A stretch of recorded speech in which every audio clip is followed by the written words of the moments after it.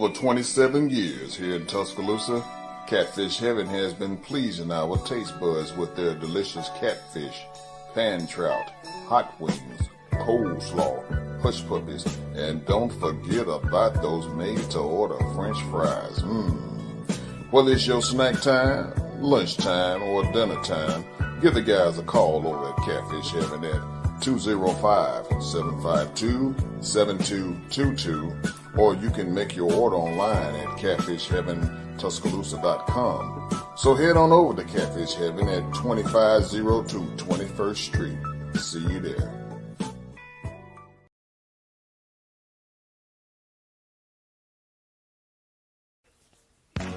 Head on down to Archibald and Woodrow, some of the best barbecue in Tuscaloosa, Alabama, y'all. Right off of 4125 Greensboro Avenue, Tuscaloosa, Alabama 35405.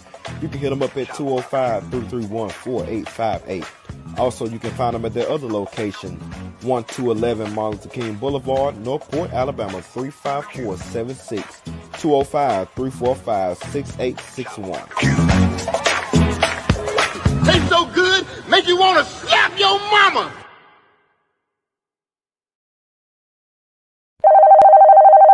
Hello? Hey, Rick, I had to call you to tell you that the food that you brought to the party last night was wonderful. It made me think about my grandmother's cooking. Where did you get that food, brother? I went down to Thomas' Rib Shack to pick up the ribs, but when I got there, I seen that they had more than just ribs. I seen baked chicken, fried chicken, corn muffins, vegetables, apple pie, peach pie, and I looked around and I seen a sign that told me that they got chitlins and oxtails on Sunday. Oh, all I can tell you, go down to 2931 15th Street or just give them a call like I did at area code 205-759-5010. Thomas Rib Shack, Tuscaloosa, Alabama.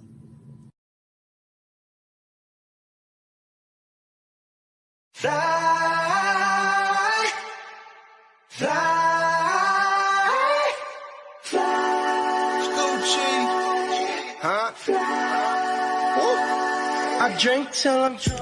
Fellas, head on down to New Generation Barber Shop, right off of 2600 McFarland Boulevard East, Suite C. Go ahead and get you a fly cut from my boy Fred Brown. You can hit him up at 205-292-4995. Also Sam Brown at 205-722-8506. And how can I forget about my boy Amp the Barber? Hit him up at 205-561-7473. Check him out, y'all. Pick I might as well hell. Drop the top and take a selfie, Marco. You shopping at a goddamn number 2 pizza.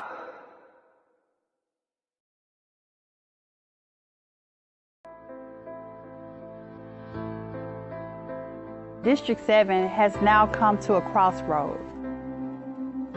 We have to have a leader that we can trust. My work isn't done. Sonya has proven herself. Everything I've asked her to do within the last 8 years, she's done. If it's not broken, don't try to fix it. That's why I'm supporting her. We need someone who can continue helping the city of Tuscaloosa and this district to grow. Sonya is the person to do that for us. She is professional, she holds people accountable, and she is trustworthy. I am for Sonya. I know the direction we're going. I know the funding opportunities that are there. We need to have continued leadership that knows where they're going, and I can take you in the right direction. To start over with inexperienced leadership pushes our district back. We don't deserve that. We have sidewalk projects, we have LED lighting upgrades, we have drainage projects that are out there waiting to be funded. This is not a game. I need to get back to work. So on July 27th, I have a plan, and there are things on the table that are there waiting for me to continue to advocate for you.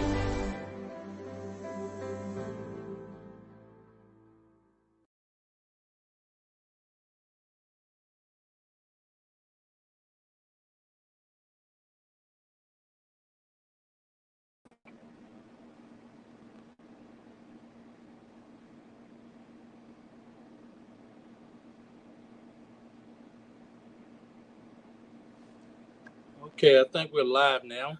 We're live right here at McKinstry Banquet Hall, located at 5480 Jug Factory Road here in Tuscaloosa, Alabama. I want to thank everybody for chiming in. Right quick, let me go ahead and we do have our guest on the program with us, Mike. Let me go ahead and give the COVID update. Veronica Taylor, our COVID-19 update carrier. As of today, DCH Health System internal count as of 302. Mike, check this out. 26 inpatients. 26 inpatients with DCH system are positive for COVID-19. 7 inpatients who are positive for COVID-19 being treated in the ICU.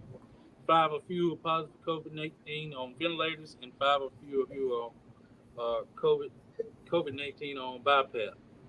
Quick prayer right quick. Heavenly Father, thank you for this day. Thank you for this opportunity to share information. Thank you for waking us up this day. Heavenly Father, we ask that you continue to watch over the doctors, the nurses, and all the essential workers right now. Heavenly Father, we ask you for a special blessing upon all the workers that's in the hospital. We ask for a special healing for all the ones. In your Son, Jesus Christ's name, we pray. Amen. Amen. Amen. Amen. On the program, Mike, we went up from 9 maybe on Tuesday to 26 for COVID-19. Actually, it was 14 14. to 26. 14 to 26. So that's 12. That's an increase of 12 people. That's 3 per day since Tuesday. No, I'm sorry. Take that back. 6 per day since Tuesday. 6 people per day as an increase of COVID-19 since Tuesday. And as always, we thank Veronica for providing us with this information. We need more people to get vaccinated. No doubt we need more people to get vaccinated. No doubt we need to go back to the essentials of wearing a mask, downsizing the crowds. I think we're going to have to go back to downsizing the crowds and sanitizing. So those are some of the things we're going to have to do. But once again, we got our guest on the program already. She just got off of the League of Women's Voters forum. And some of you all might have seen it. If you didn't get a chance to see it, you can go to YouTube channel. They do have a YouTube channel where you can talk about it and bring it up, watch it for yourself if you need to watch it. So it was broadcast. And I think they had it where you couldn't really, other than copy the link and share it. I don't think you could actually share it to your Facebook page or anything, because she read from the beginning that due to copyright infringements, so we weren't able to share it. But you can go to YouTube and see it. Miss McKinstry, how are you? I'm good. Great. Hello, Mr. Kemper, how are you? Can you hear Mike? I can't hardly hear. Mike, turn. Okay, can you hear me now? Yeah, just a little bit. Okay, I'm gonna turn you up just a little bit, Mike, on my end. Okay. Okay, how about now? Okay, yeah. Okay. Okay. How you feeling today? I'm good. What about you guys? 5 more days, not 3. I'm great. We got 5 more days. 5 more days before the election of July the 27th, the special election that's going to take place on July the 27th, and it's going to be held. I mean, the voting location is at the East McFarland Baptist Church here in Tuscaloosa. I know well, personally, I can vouch for this. It's been a long 7 months. Long 7 months of campaigning. Been a long 7 months of split in the communication, split in the community.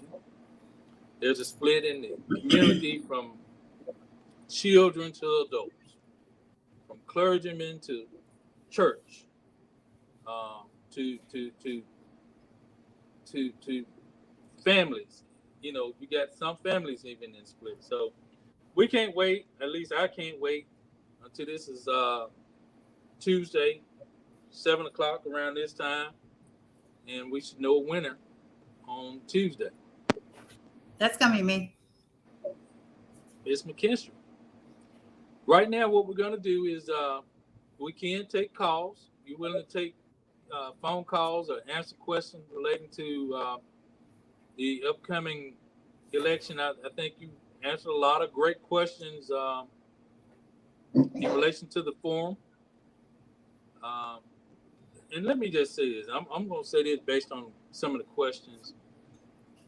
I think we all know there's no way to stop the violence. Okay. Now, when you reference the word violence, okay, we have shooting, we have burglaries, we have robberies, we have domestic violence, we have all sorts of styles of violence. And I don't think there's no one person as of right now going to be able to stop all the violence in the community. The neighborhood is taking more pride in trying to decrease or deter the crime. But here's what I heard, or what I think wasn't said. We do have to still put the responsibility of preventing, deterring crime back on the people that we employ to do this. And that's our law enforcement agency. And it starts from the top to the bottom. How do you see addressing the police department, Ms. McKinstry, of their responsibility? We have Birmingham has relied on their chief. They took shots at the chief. Well, some of the FOP members took shots at their chief. When a football team is not winning games, they look at the coach. How would you work with your local law enforcement police department to try to prevent crime throughout the city? Well, I think that we have to we have to kind of address the situation as it is. The morale of your police department has to be a partnership and has to be a team first. When you step out into in the community, you have to take politics has got involved into everything. It has got involved into law enforcement. It has got involved into the medical field. It's just everywhere. But when you take the political part out of it and you focus on when we step out, whether it's everybody in CID or a homicide or whatever, you one team.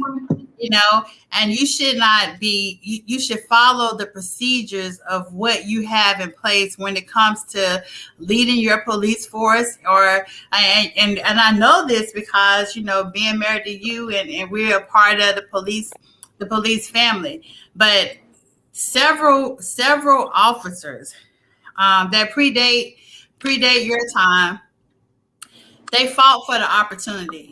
They fought for the opportunity to have rank and different things like that. And so the morals and the standards and different things like that, you have to get that, you got to get that partnership back and rebuild that trust within your police department. So when you step out of the police department, you united. You uniform. You have one mission, and that is to protect and serve. So there's a lot of different things that I think that could be done on every aspect. But the main thing about it is, whatever has happened, any crime you have, the first number they're gonna call is police. It doesn't matter if you're a white cop, a black cop, a Mexican cop, or what. They just want to have protection. And so at the city, we need to make sure we sow a seed and we enforce all the resources we can to make sure that they have everything that they need when it comes to policing our streets. So there's no excuses. Go ahead, Mike. Okay, well, yes, ma'am. I was wondering because we was talking, we was listening to the actual podcast earlier today, and they made a lot of comments about eyesores and the McFarland Mall project, and uh, it was just allowed to sit there for the longest time. Um, do you have any type of time frame of when that will start construction, the sports complex or anything to that aspect? Because I know a lot of work has already been done, and I know things don't go um, at a snap of a finger as your opponent is trying to make it seem it could go. Uh, what's the timetable on that Farley Mall project? Do you know? I think I can't hear a lot of it, but is you saying the time frame on the mall? What? Yeah. Yes. Okay. So the thing that I would suggest everybody to do is they have an architect and a team that's actually studying that the sportsplex. From my understanding, that the Books a Million places is gonna be their headquarters where they're going to be actually engaging the sports facility contractors and the consultants. So they're figuring out what sports are actually going into the sportsplex. Now, I think that there's some conversation that's happening with the remaining tenant, and the structure is all connected. So once that remaining tenant leaves, the rest of it is coming down. And from what Mr. Pate told me and told the media in the press conference, he says it's going to take a little over a year to build it. And he is going to, the next phase is when they figure out what all is coming in there, they're going to begin to have public hearings and community input. So I had the luxury of being on one of the Zoom calls with the sports facility, the architect, and who else was on there? I can't remember who else was on there, but they were asking me from the council perspective, what I thought. I told them that I didn't want it to be this big, huge structure in the middle of our district that wasn't accessible, to be able to gap all the things that we needed. So I wanted to see it be accessible so that it can have things, that our youth can enjoy when it wasn't a big sports conference or a concert or whatever, and also that it can serve as a storm shelter. So he projects that it's a 2-year project, but once all the structures are torn down, Mike, and they begin to lay out the groundwork of it, he has said that he is going to to smooth out the grounds, and it's going to be a temporary spot where people can have like drive-in movies and stuff like that. But from what my understanding is that it's going to take a couple of years to totally complete it. But just imagine what that's going to do to our city. Ms. McKinstry, let's go a little bit more into details in reference to there's been made during the forum about the Pizza Hut, the Payless Shoe Store, the Simply 10. All those businesses, they're saying Guthrie's that left, and others. There was reference made to those. Could you give us more insight on why and well, Pizza Hut and Payless, those businesses were closed nationwide. They didn't just say, I don't want to be in District 7 no more. They closed 21,000 stores across the nation. Payless did.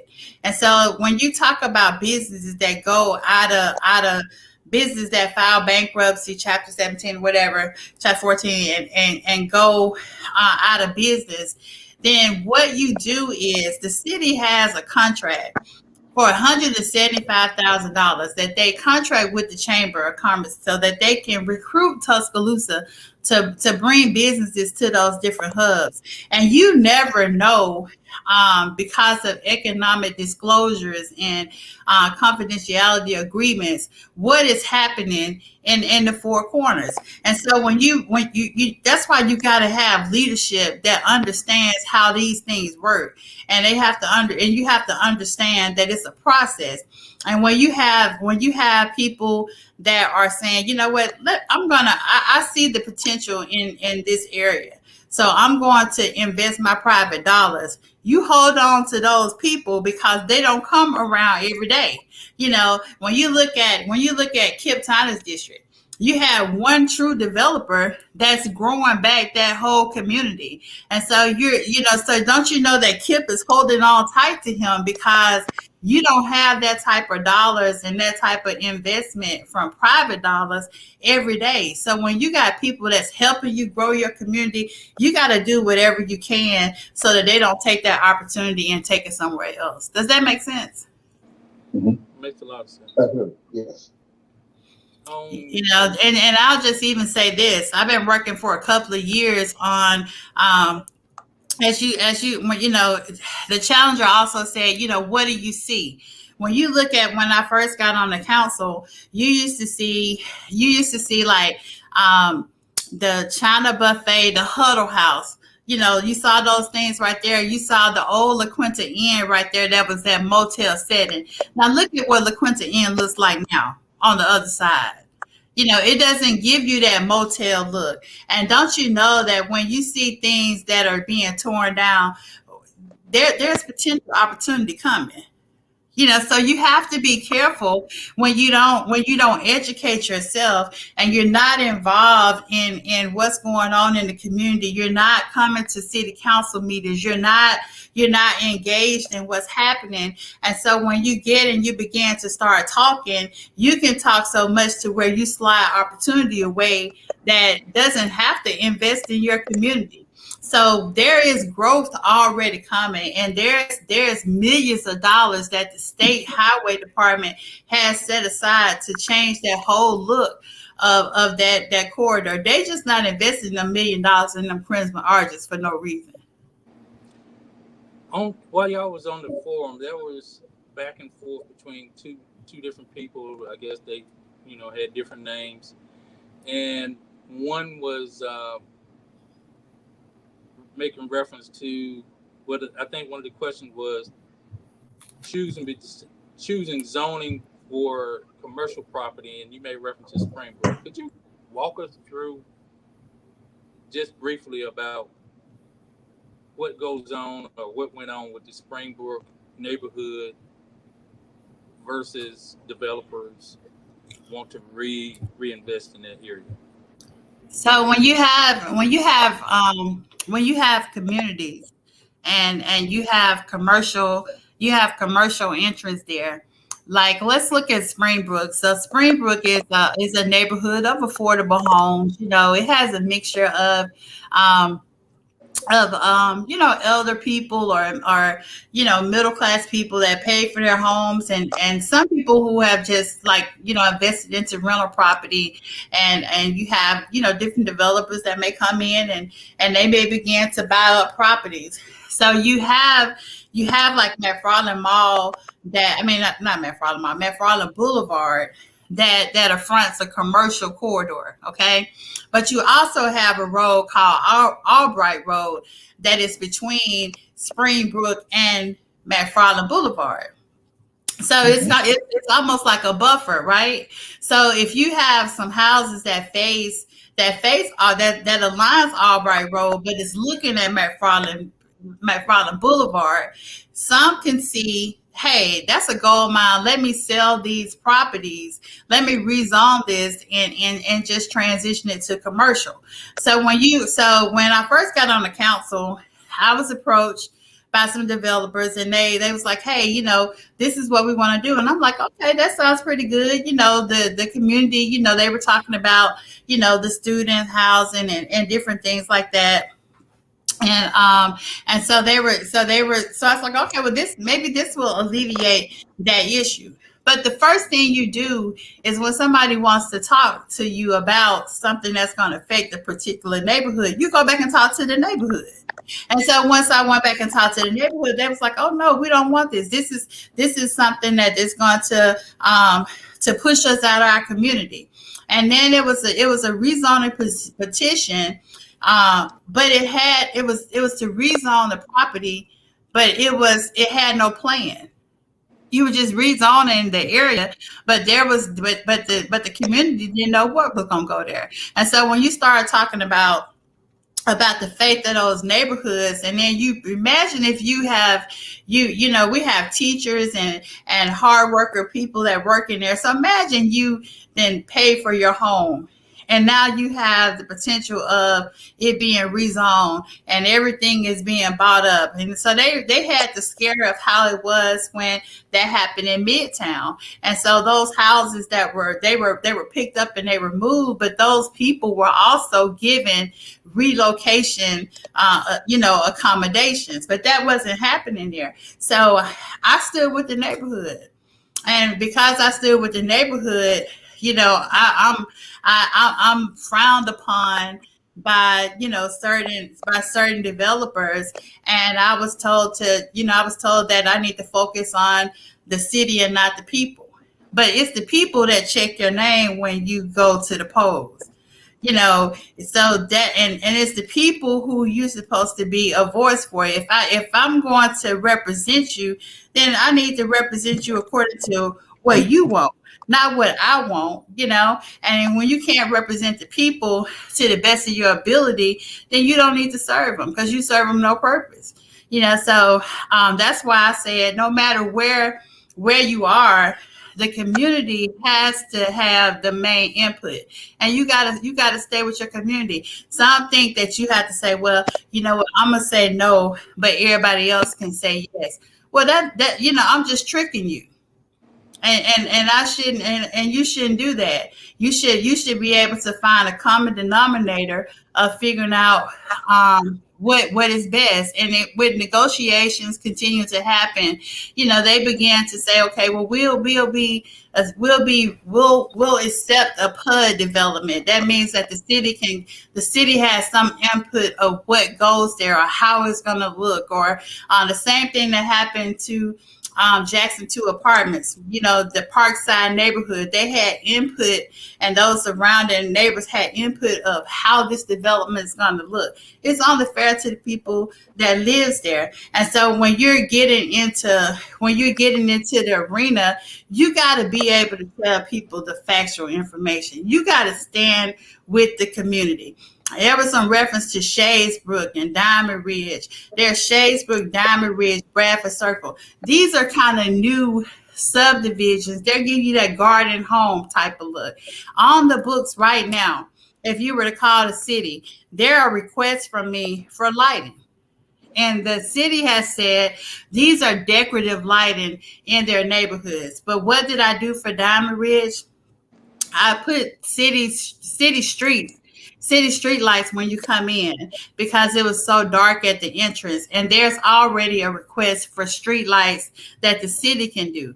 But when you have developers that build these things and they build decorative lighting, all of their utilities are under the ground. So don't come saying things that you don't have the education to know, because you're giving people false information.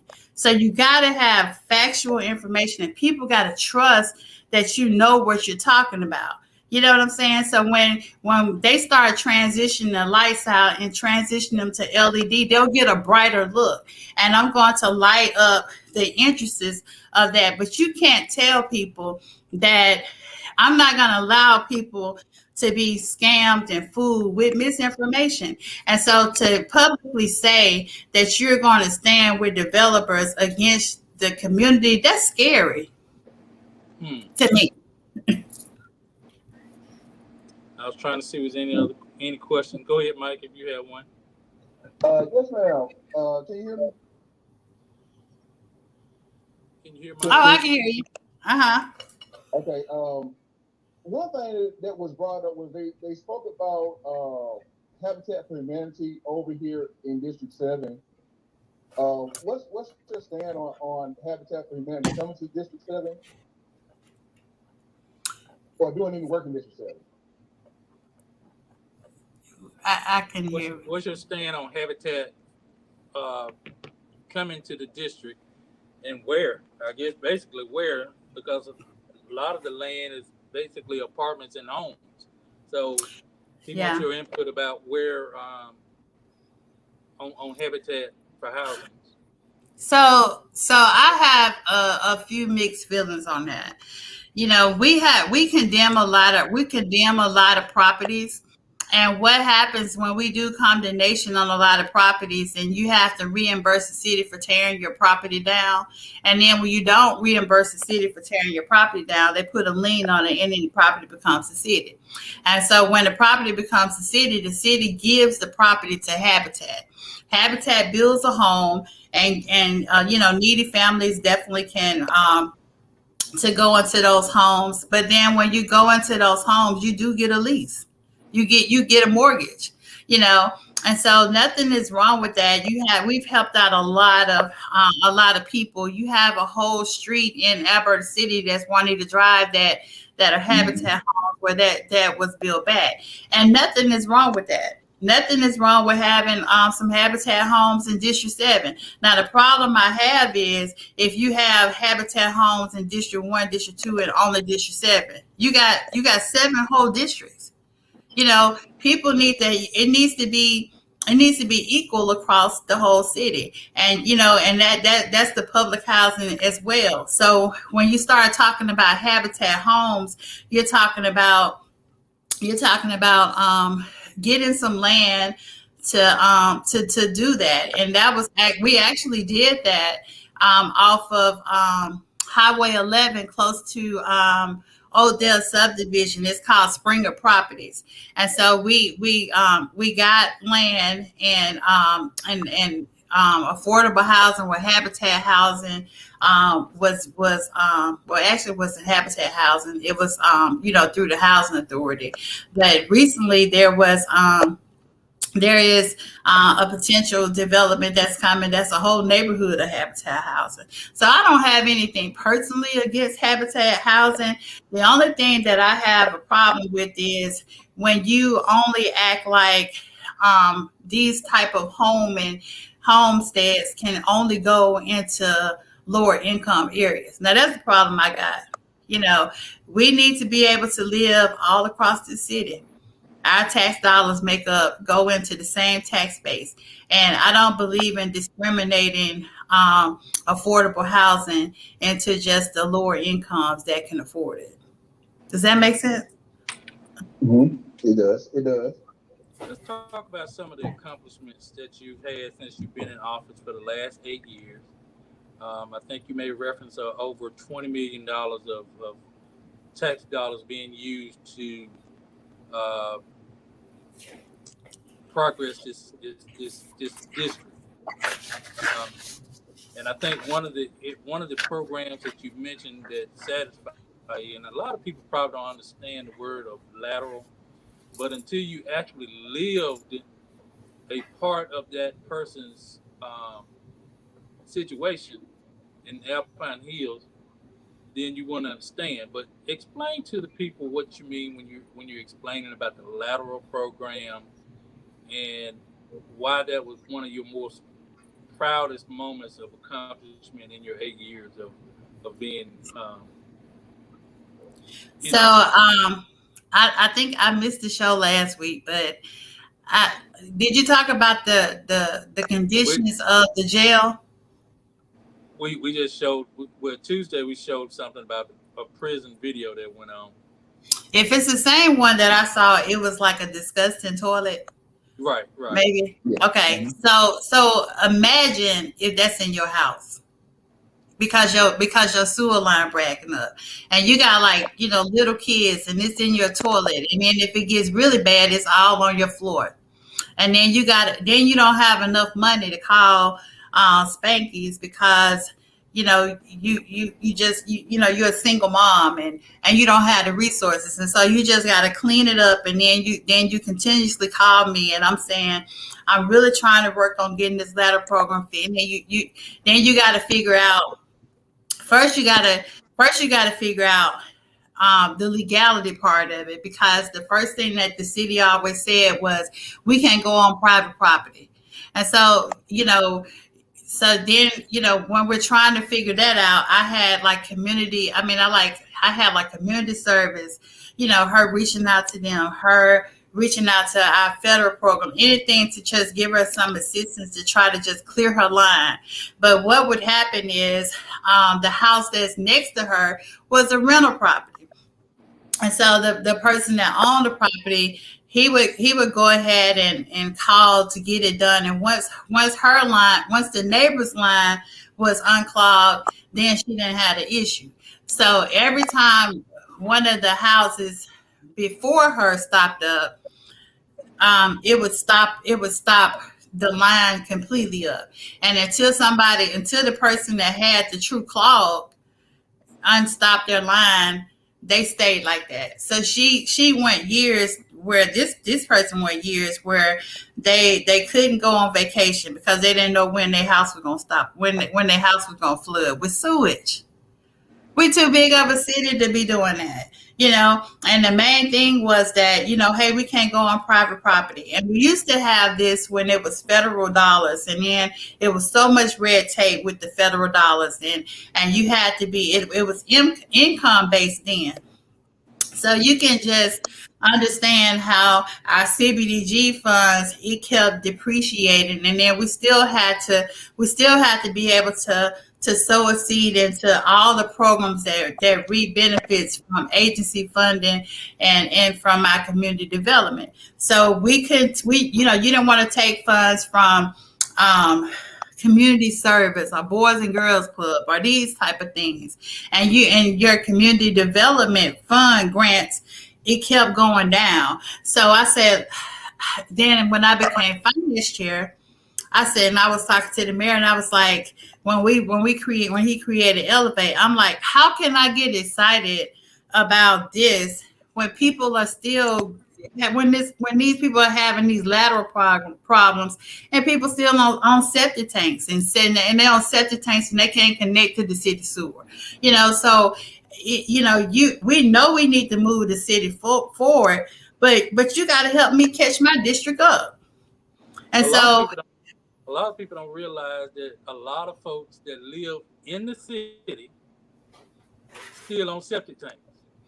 Let me tell you, when we redid 39th Street, you have First Avenue and all those avenues that split off of 39th Street, and I'll never forget one of the ladies, one of the families on First Avenue.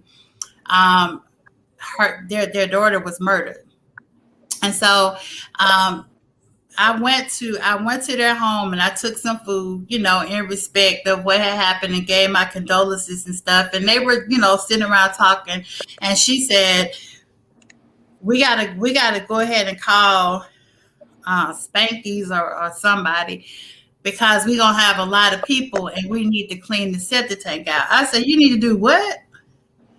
And I was like, "You're on the septic tank?" And they're on the septic tank because the same situation here, where they didn't tie into the city sewer. So me getting with the engineers and saying, well, since we on 39th Street right there, can we drop the sewer lines down the roads? And so we dropped lines. We connected the lines on First Avenue. But just imagine, First Avenue is a really, really slim, tight road, and the homes are really kind of close to the road, and so you got the line right there, and their septic tanks are like kind of at the side of the back of their house, and they still can't afford to tie on. That's a problem, and this we need to help them, and so that's why it's so. It may not be a big deal to everybody, but that to me, that is an accomplishment.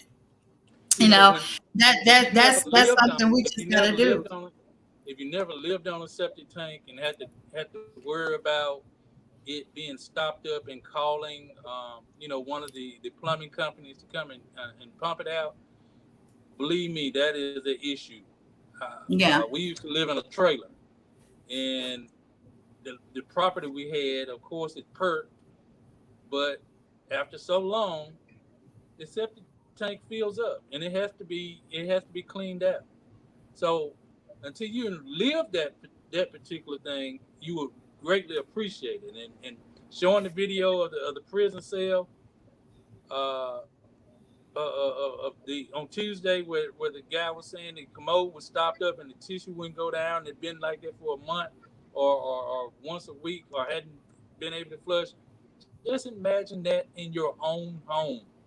Mm-hmm. So if we find that to be inhumane in the prison, and we out on the street, it's definitely inhuman for people to have to deal with that right now. Yeah. So there's a lot of issues. You got some people saying, "Oh, we need speed bumps or speed tables." Well, the process of speed tables, of course, I got to give you the credit where it was. You had to have at least 500 cars to run over a counter before they would even consider it. Second of all, if you was the person that wanted it taken or put in, you had to go around to all the neighborhoods surrounding this street and get a petition together and get signatures. Right. So now you got to get signatures. Now you got to get a counter, and then they got to figure out if they got money to do it. Tell them what you did to change that, Ms. McKinstry, before your end of your term. So everybody would say they want a speed table, and then, like you said, you have to get the 70% of the street has to sign on saying they want the speed table, and then we'll come out and we'll do a traffic study and a speed count. And so you can do a traffic study and you can show that you got 10 cars speeding, but if you don't have 500 cars, your request is denied. Everybody can sign off on it. And so every request that we had in District 7 for a speed table, everybody who I told the process, they got denied. And I said, we're purposely setting the perimeters up, and people are never going to qualify. And so I was able to get the 500 cars removed from our code. So that means that that's no longer a requirement. You still have to have the 70% to sign off on that. And then we have our police and fire have to sign off on it as well. But now it's easier for people to be able to get these accommodations to stop speed, because if you got 10 people speeding in your neighborhood, then you got a speeding problem. And so I was able to get everybody to vote to remove that. And what I asked them was, all the people in our district and all the requests that I have had, resubmit them so that they can be able to qualify and get these speed tables. So see what the thing of it is there is that with the lateral program, with the speed table thing, we have the opportunity to write the code, but you got to advocate for it. And I'm up here standing up against giants, and so you got when you're passionate about making a difference, you got to just change the code, because the first thing that will happen is, like with the lateral, they said, "Oh, that's private property," and then that's it. But she's still living. These families are still living in that. About 6 people in our district so far have been awarded lateral assistance, and because it was public funds, we had to do it citywide. And this is why it's so important that I can get back to work, because I only was able to get $300,000 put into the lateral program, but that's contingent upon continuing funding it. So when those $300,000 are gone, if, like when we're doing the budget this year, if that's not put back in there, then after the $300,000 is gone, then the project is gone. And so all of the things that you work for to finally get the support for, you want to continue that to happen, because we had $300,000. What if we make it 500,000 this time? What if it gets up to $1 million? The more money you have, the more people you can help, especially when it's citywide. And so, changing the code for the speed tables, creating the thing for the lateral program. Those are different things that you have to be proud of, because it's getting the people wants and concerns truly addressed. And now the next issue is our drainage issues. We have so many people that have drainage problems, and then the city comes out and it's like, oh, that's private property. But your house still look like a lake. If you don't have the money to fix it, it's going to end up coming inside. And then what's going to happen? So we got to figure out a way to help the areas that don't have continued growth. Now let's look at downtown. We implemented impact fees. And so when we implemented impact fees, that means that when you're building these student housing, you have to pay impact fees of what you're doing to impact that community, from water, sewer, public safety, all of these different things, because it's going to ask for you putting more people in that area, so the impact is greater. It's more people that's utilizing that sewer. It's more people that's utilizing the water. So you have impact fees that help you to maintain the new population that's there, right? So then they said that the impact fees can only be used in the area that has the impact. So when you have an older sewer line, now you can get new sewer lines because you got this impact fee. So let's take us over here. We ain't got nothing coming.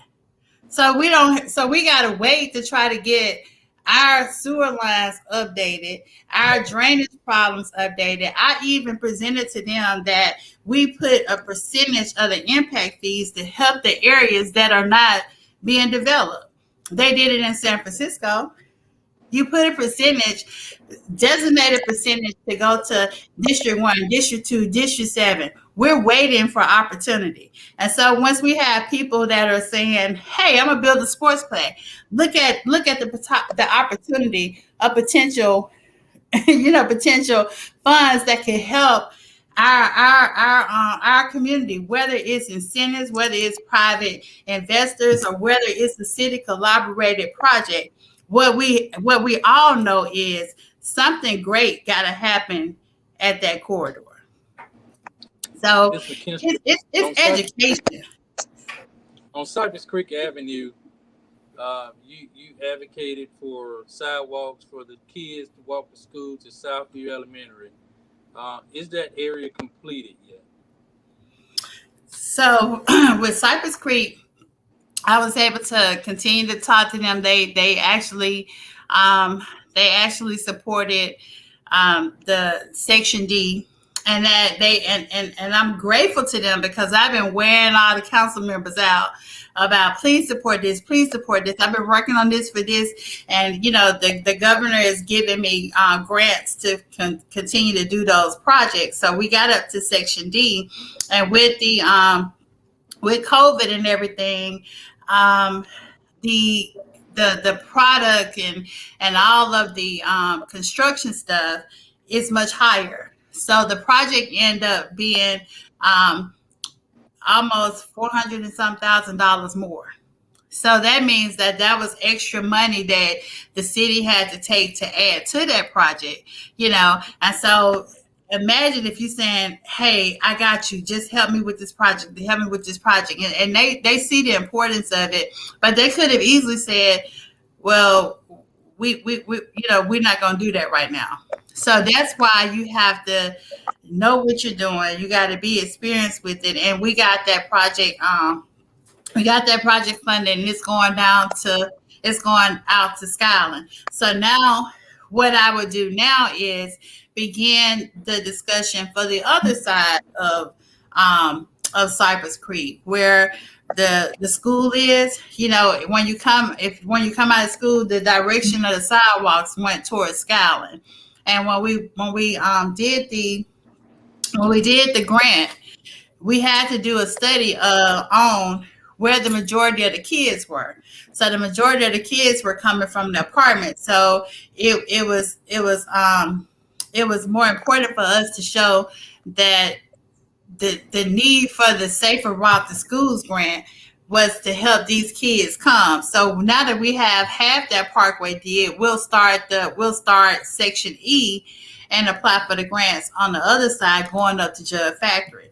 And then that side will have sidewalks, the remainder. But see, now it's like we need to be applying for that grant. So, and it's very important that it's very important that you had those particular grants in place or those sidewalks already in place, because the schools, say if you live within a 2-mile radius of your school, that the buses don't pick up the kids. I'm not sure if it's 2 mile or 1 mile or a certain amount of distance, but sure, the kids at Mountain View and High Country and Cypress Creek will be greatly appreciated that, hey, parents can walk the kids to school within a 2-block radius and feel safe that they can get there and don't have to walk in the street. And that's a continuous thing that I have to do, because we need to apply for that on 3rd Avenue. When you get to James Harrison, you have sidewalks right there. But then when you cross the street, you have kids going that way. And then we got drainage problems that are going that way. So if you have sidewalk project that's half of the road, you need to get it the rest of the road. So we got 3rd Avenue. That is my intent to pursue that sidewalk there. Because you have kids that's close to Skyland Elementary right there. And then you have Alpine Hills. Look at that road. Look at that road on Alpine Hills. That's a project that I've been I haven't talked to the sitting council person, Mr. Fair. I did mention that briefly when I congratulated them and everything about having a project that we can do together, because Alpine Hills is split by District 6 and District 7. But also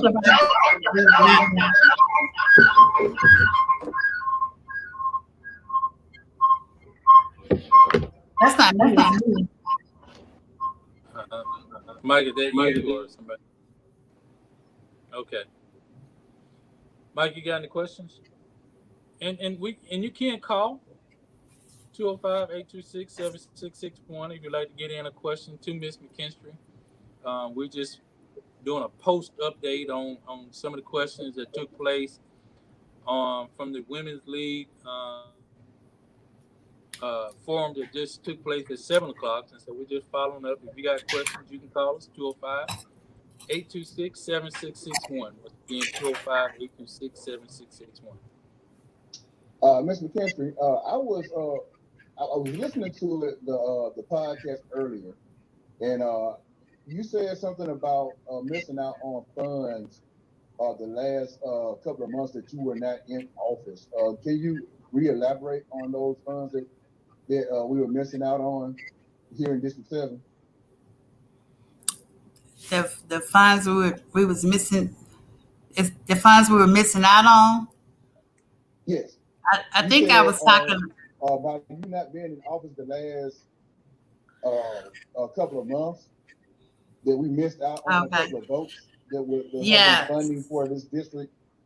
Can you elaborate on that more? I think you may have been talking about the hotel I was talking about. We for a couple of years, I've been working with a hotel that was coming. It's called Avid, and it's like a up-class, middle-class hotel.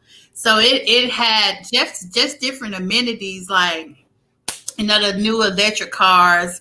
It actually had like a charging station for the electric cars. It had the new Peloton exercise equipment that people are into the Peloton. And so they were asking for incentives.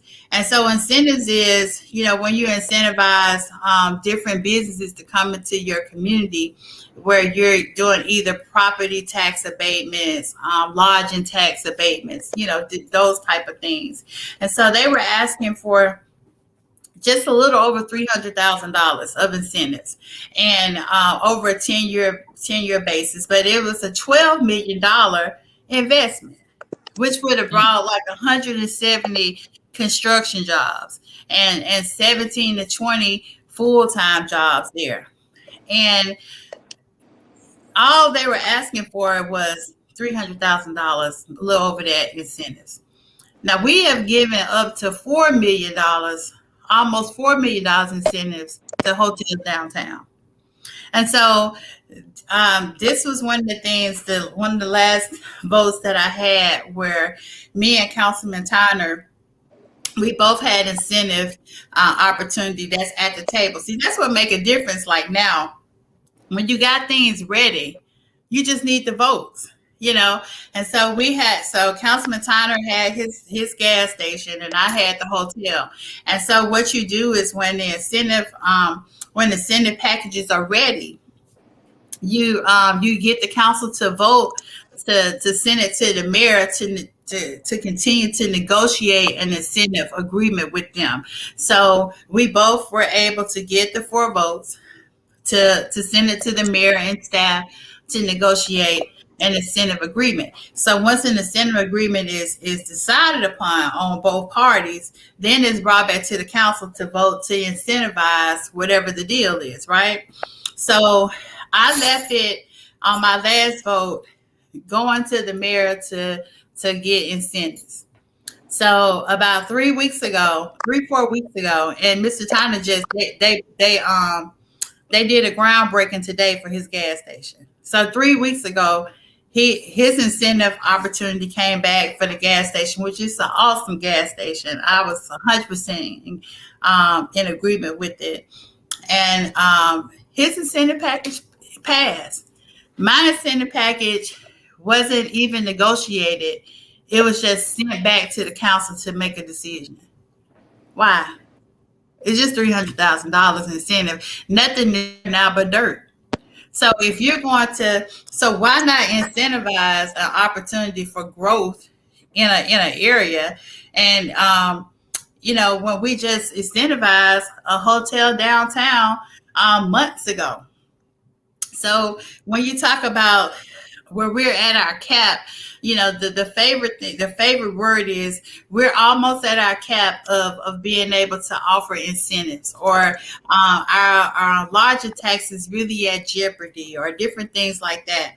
So I challenged the city a couple of years ago. I said, if we're going to be here, what are we putting in place that we're going to be able to continue to have the opportunities in the areas that haven't had these opportunities? If you utilize all of the incentives downtown or in areas where people want to develop at, what happens when you finally get somebody that says, I want to develop here, but I want them incentives? Then you say, we don't have no more. And so the company was only asking for $300,000 incentives, and they went before the finance committee. And the finance committee was like, well, we're going to send it back to the staff. But the lawyer that represented them said, well, it just came from the staff, and the mayor didn't even negotiate with it. So he just sent it back to the council. So the council sending it back to the staff. So the hotel said, we're proud people. We don't have to, why should we be begging the city to invest into the city? And we're asking for the least amount of incentives, and they were insulted. So they withdrew their incentive. They withdrew their incentive request. All this time of trying to get growth and stuff like that in your community, and now it's potentially gone. Well, we're going to go ahead and get ready to take a quick break. It's 9:06. We'll hang in here a few more minutes. We're going to go ahead and take a commercial break, and we'll be right back. Mello, I think, might have got the text that we're ready. So we're going to go ahead and take a quick break. Stay tuned. Keep watching. And if you have questions for Ms. McKinstry, feel free to call 205-826-7661 to get you in contact with us here on the program.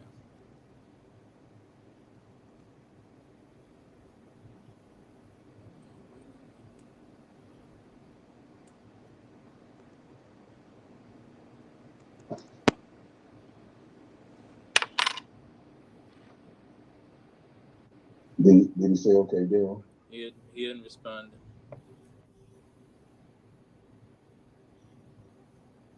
Okay. We'll be right back, so stay tuned.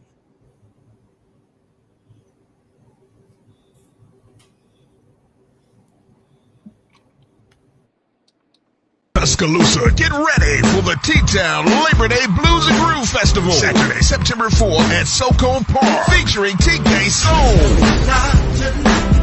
Abel Hollywood, Is you 25 and Magic One, Jay Hammer, Miss Jody, Donnie Ray, and the Jay Morris Group. Gates open at noon. Showtime 2 p.m. It's all hosted by MC Sir Anthony. Bring your tents, coolers, lawn chairs, and RVs. Vendors are welcome. Kick off your Labor Day weekend at the Blues and Groove Festival, starring TK Soul, Lavelle Hollywood, Magic One, Jay Hammer, Miss Jody, Donnie Ray, and the Jay Morris Group. Saturday, September 4th at SoCo Park in Tuscaloosa, Alabama. For tickets and vendor info, call 205-872-2113.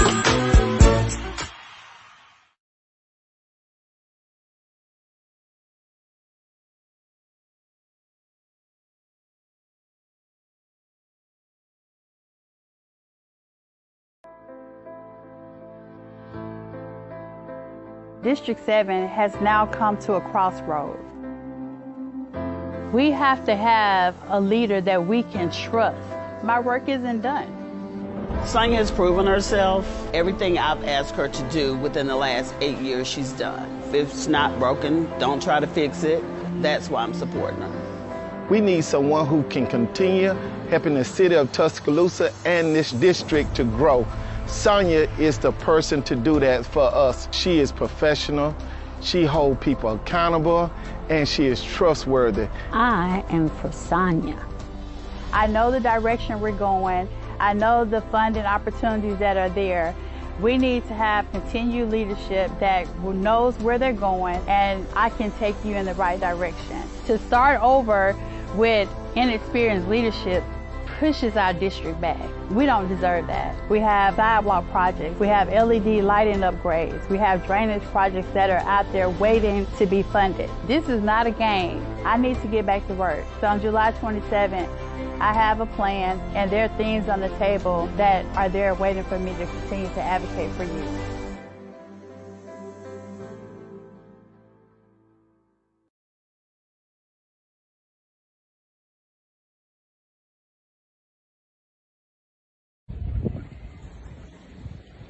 What up, y'all? Comedian Funny Man, and this is nice, right? That's pretty nice. That's pretty nice. But you know what's even nicer? A comedy show in Tuscaloosa, July 30th at McKinstry Banquet Hall. I'm coming through with my homies, man. TK Perry, Lamar Pullum, Tony Tone. Hey, we back outside. We back outside, coming to Tuscaloosa for a comedy show, post-pandemic comedy show. And it's going to be plenty. Go ahead and get your tickets. It's going to be live. It's going to be the place to be.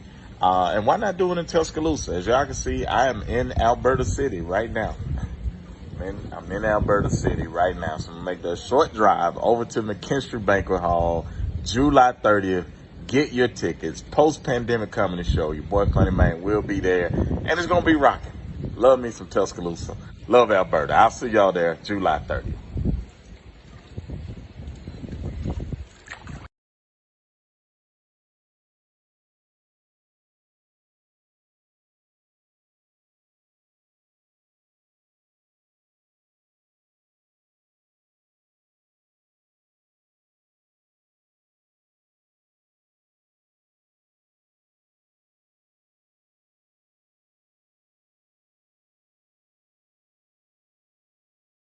For over 27 years here in Tuscaloosa, Catfish Heaven has been pleasing our taste buds with their delicious catfish, pan trout, hot wings, coleslaw, hush puppies, and don't forget about those made-to-order French fries.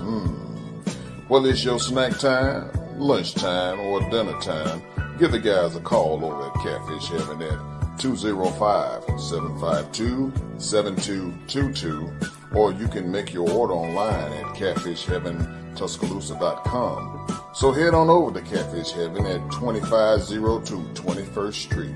See you there.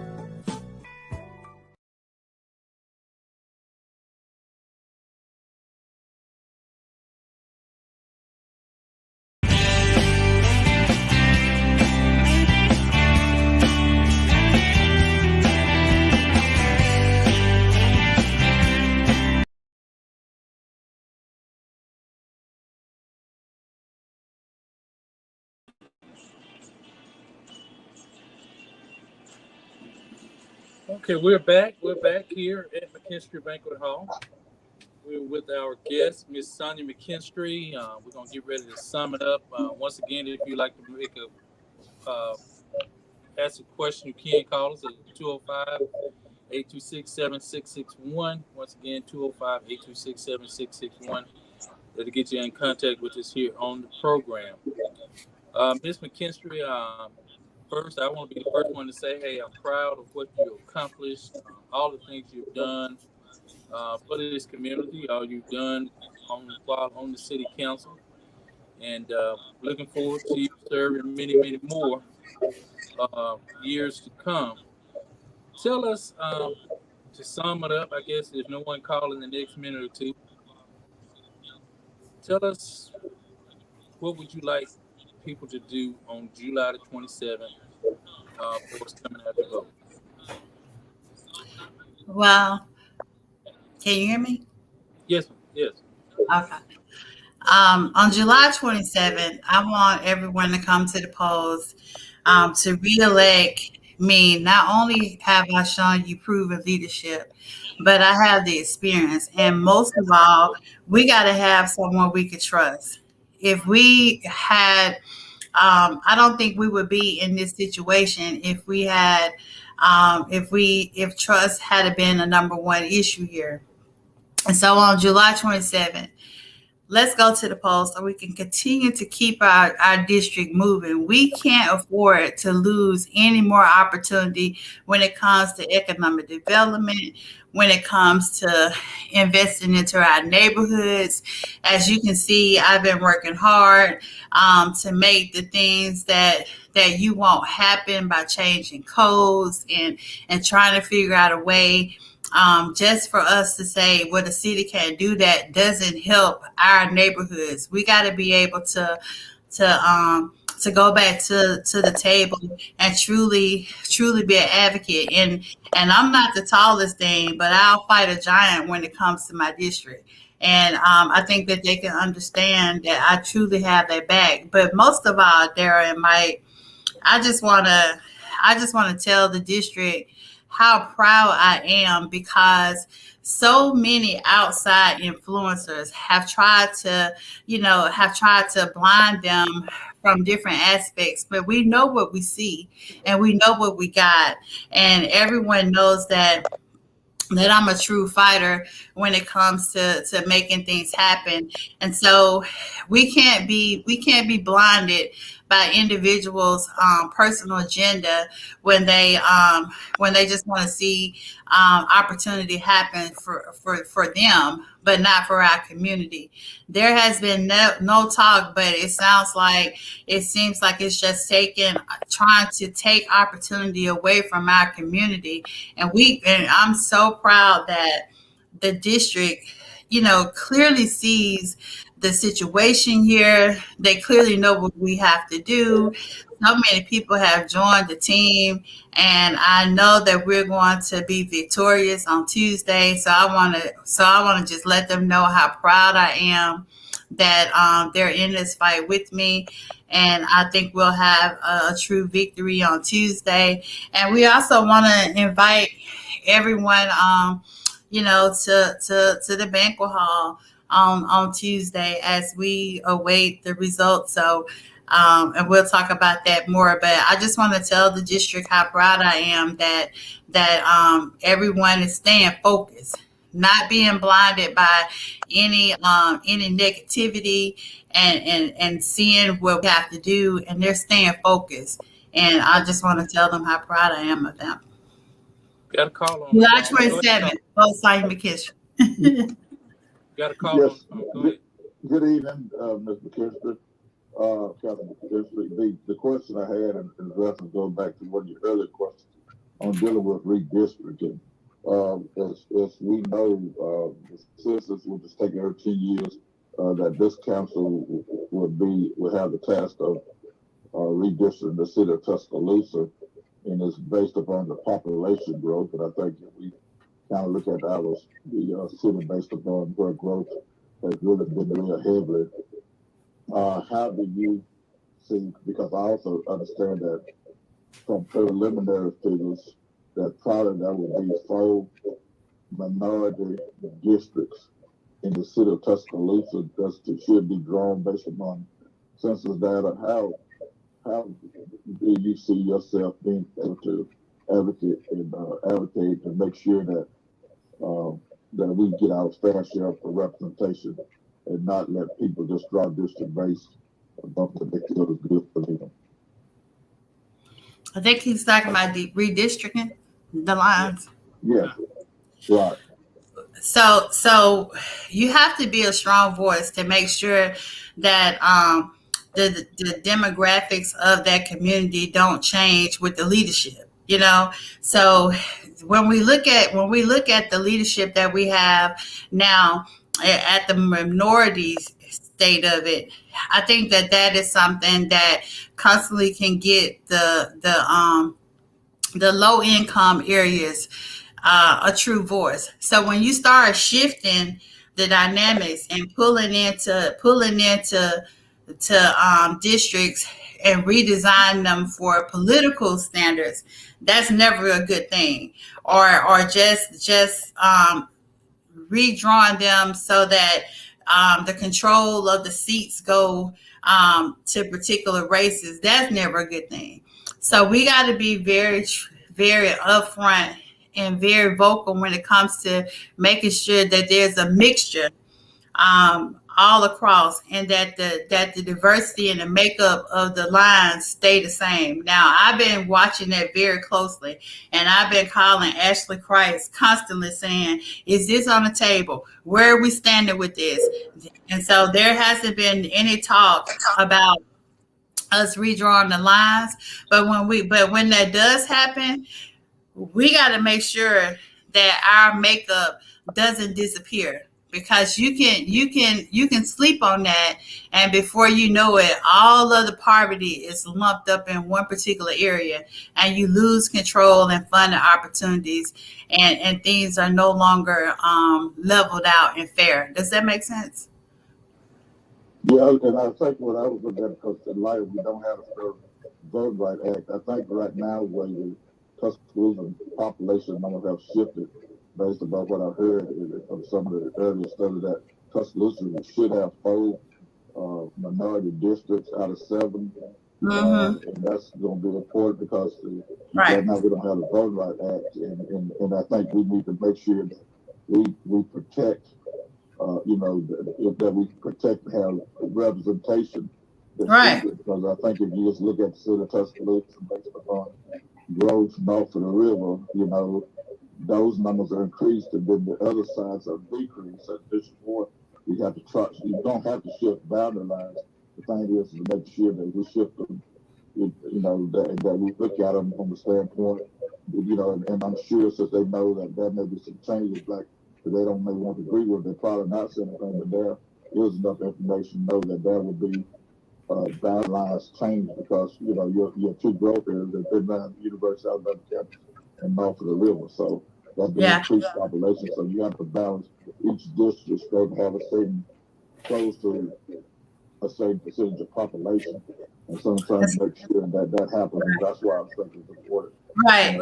And so understand that information and can reach out, because we don't have the vote right act. We could actually have districts drawn that even pack, as you said, all the blacks into a few districts rather than having them spread it like it should be. And see, every district has to have an even amount. So yeah, you're correct. So like, say 11,000 people are in each district. Okay, so you have to make sure that your lines stay evenly proportioned, especially when, that's why I say about diversity.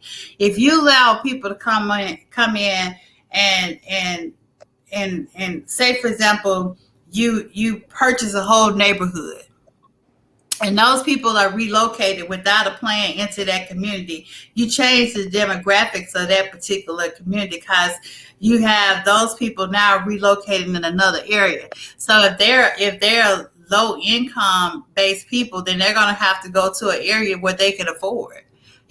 So when you start changing the demographics, that's why you have to be very careful of making sure that where are these people relocated to? Are they moving out of the city? Or are they moving from this area to the next affordable area? And then you oversaturate that particular area with a particular income base, and now you're shifting, and now you can have areas that may have had predominantly black leadership that can transition. So you just gotta make sure when you make stuff be fair, that you can't never go wrong. So, well, thank you for everything. And I guess the other question that seems to be always is that it seems like owning McFarland Mall is the only issue in the district. That has been pretty much moving forward on package on stuff being done. Are there other areas of the district that needs to have focus on redevelopment? Because if you just pay attention to shopping centers, if you go to University Mall, it's not like it used to be when it was first developed. And you see a lot of vacant and closed stores there, just like, look at the whole Sears store that's at the University Mall. We have demographics shifting and things changing, and business that decides to leave and relocate, and shoppers are shopping the internet. We have to be able to deal with changes along that line so that we can continue to keep a community viable. We just can't say just because I want this, business development is a lot more than saying that I want this. And typically most times business development is like you just said, it takes developers who's in the business of bringing in and doing the thing. That's not working at the city does and everything to actually go through the process of bringing and locating business in our communities. Is that correct? I can understand that. I can understand what he said. Derek, You're just saying that there's vacant buildings. I mean, vacant spaces in University Mall as well as all over, not just McFarland Mall for the district. So, in other words, there's other areas that can be focused on for redevelopment also, not just McFarland, I think. Yeah. I mean, because think about it. You had Payless Shoe Store. It was a Payless Shoe Store in Northport. And north of the river. That closed too. So so you're exactly right. And then when you make your whole platform be about something that's already being developed, once that comes, then what you got? So instead of trying to bring negativity and doubt to it, get behind it, encourage it, and let's see how we can constantly enhance it, because we need these different things into our community. And so find out more about the project. Don't badmouth the project. Talk more about it, because look how long it has. We waited for this. And then let me also say this, that it's already zoned for. It could be a flea market. It could be a tobacco shop. It could be a tobacco shop. It could be alcohol store. It could be a gas station. It could be any of the things that a beauty supply store, So think about that it's already zoned for that, and it doesn't have to get the city approval. It can just build a flea market tomorrow. So having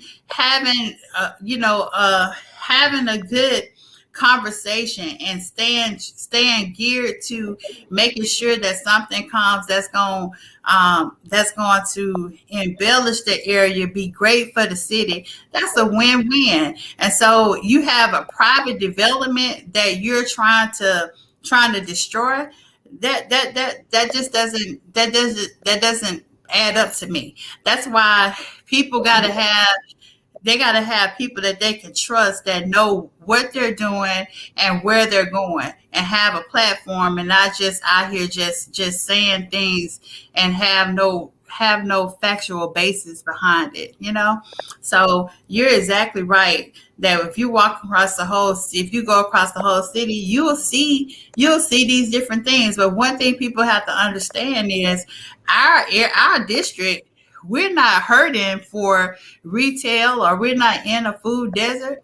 We're nowhere near how other districts would just love to have a McDonald's, So that's why I'm like, we're growing. So let's continue to grow and continue to move our district. And that's why we have to hold our chamber and our urban development departments. We have to really stay close and hold them accountable, because that's why we contract with them to bring businesses into our city and into our district. Yeah, because that place could actually be a mobile home sales lot too. It's already zoned for that. Yeah. Well, it's going on 9:30. Thank you for the call. Going on 9:30, Ms. McKinstry, we thank you for, like I said, once again, thank you for coming on the program. Appreciate everything you've done for this district and continue to do, and will continue to do.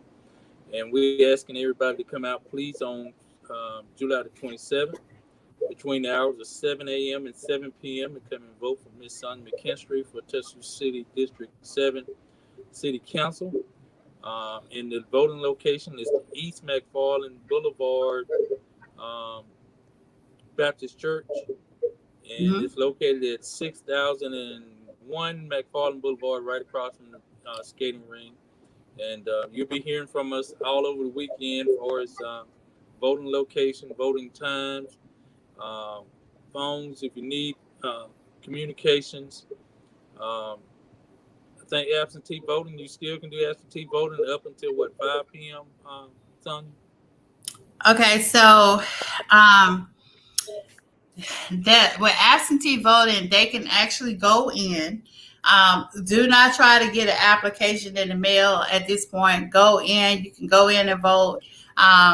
A lot of people just have decided that they want to just actually make sure that they see their ballot counted, and they're going to come to the poll. I'll be there to meet you. The address is 6007 McFarland Boulevard East. And if you have any questions, give me a call. I always answer my phone. And I'm always here to help you with anything I can. You can call me at 205-826-2793, 205-826-2793.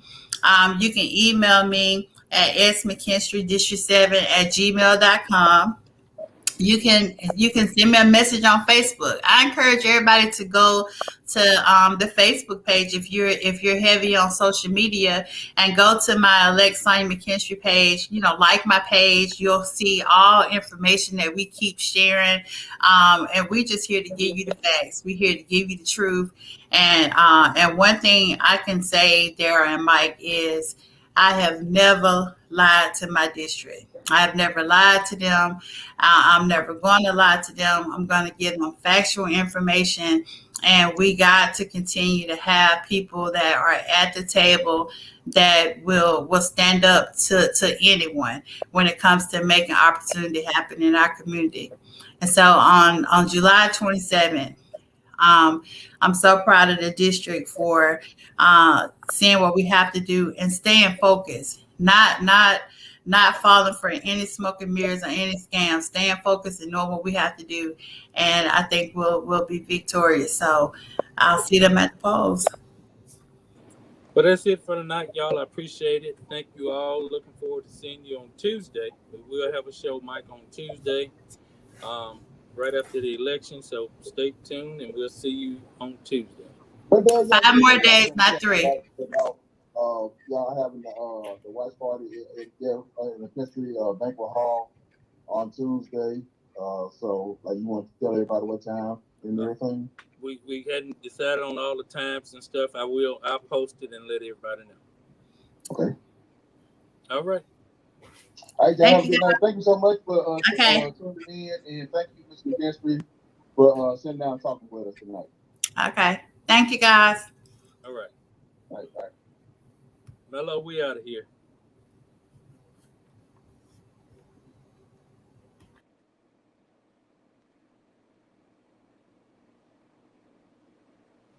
I think he fell asleep on it, dude.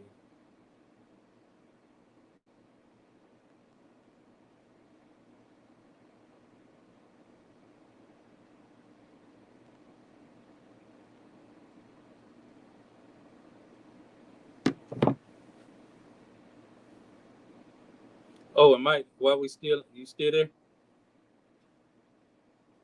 Mike. Okay.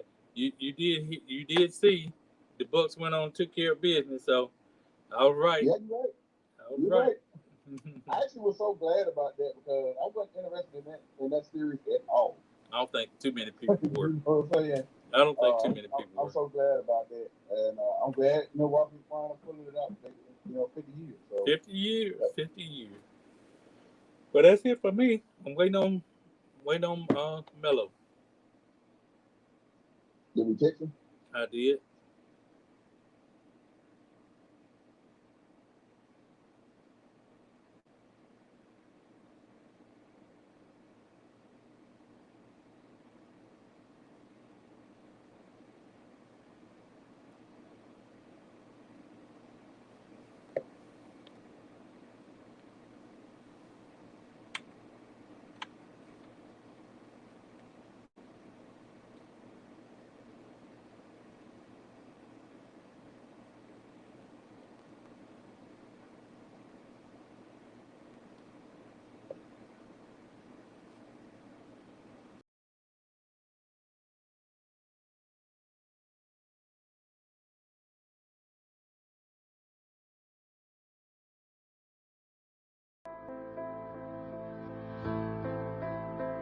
District 7 has now come to a crossroad.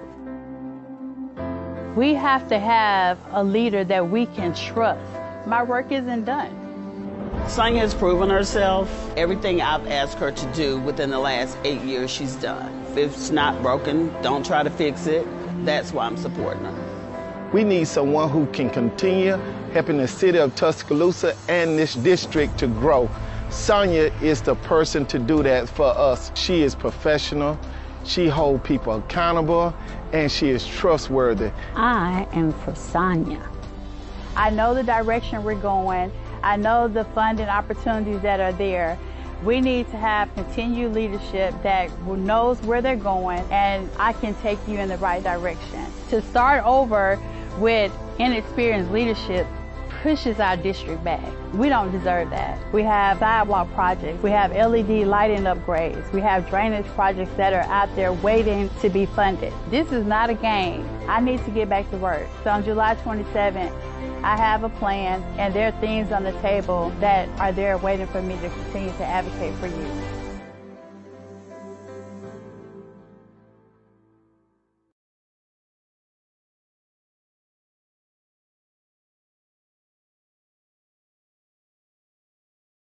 Tuscaloosa, get ready for the T-Town Labor Day Blues and Groove Festival. Saturday, September 4th at Socone Park, featuring TK Soul, Abel Hollywood, Is you 25 and Magic One, Jay Hammer, Miss Jody, Donnie Ray, Groove. Gates open at noon. Showtime 2 p.m. It's all hosted by MC Sir Anthony. Bring your tents, coolers, lawn chairs, and RVs. Vendors are welcome. Kick off your Labor Day weekend at the Blues and Groove Festival, starring TK Soul of L Hollywood, Magic One, Jay Hammer, Miss Jody, Donnie Ray, and the Jay Morris Group. Saturday, September 4th at Sokol Park in Tuscaloosa, Alabama. For tickets and vendor info, call 205-872-2113.